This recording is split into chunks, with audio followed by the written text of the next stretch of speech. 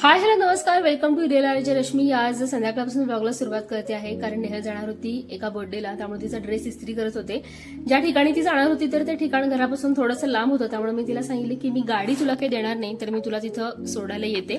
तर मी तिला सोडायला चाललेले होते. बघू शकता पाऊस पडून गेलेला होता दुपारी, थोडाफार आभाळ बऱ्यापैकी आलेलं होतं, पण पावसाची शक्यता अजिबात नव्हती. आणि आमच्या मॅडम जरा जास्तच खुश होत्या कारण आज तिच्या स्टुडंटचा वाढदिवस होता. ओवी असे तिचं नाव आणि 5वा तिचा वाढदिवस होता. ओवी नेहलकडे क्लासला येते संस्कृतच्या बाल संस्कार वर्गासाठी, त्यामुळे तिथं तिला आज इन्व्हाइट केलेलं होतं गेम्स आणि अँकरिंगसाठी. आणि तिथं गेल्यानंतर बघा ओवीचा एक वेगळाच नजारा बघायला मिळाला. मॅडम घोड्यावरती बसून वेलकम करत होत्या आणि हा जो घोडा आहे ना तर तो चहा पित होता आणि हा घोडा चक्क आईस्क्रीम पण खातो असं त्याच्या मालकाने आम्हाला सांगितलं.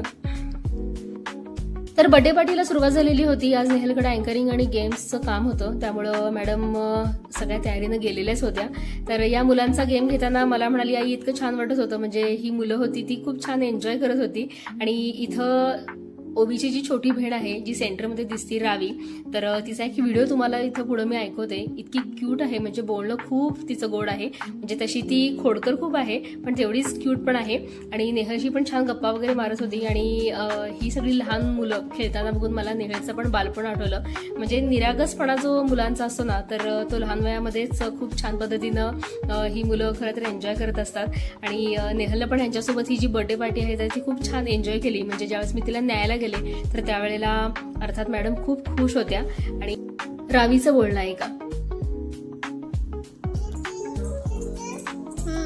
काय लावतीये दीदी? लिपस्टिक लावतीये होय. तर अशा पद्धतीनं बर्थडे गर्लचा जो बर्थडे होता तर तो इथं सेलिब्रेट करण्यामध्ये आलेला होता. आणि या सगळ्यांना भेटून नेहल पण खूप खुश होती. येताना काय काय गमती जमती झाल्या, कशी धमाल मस्ती केली हे मला ती सगळं सांगत होती.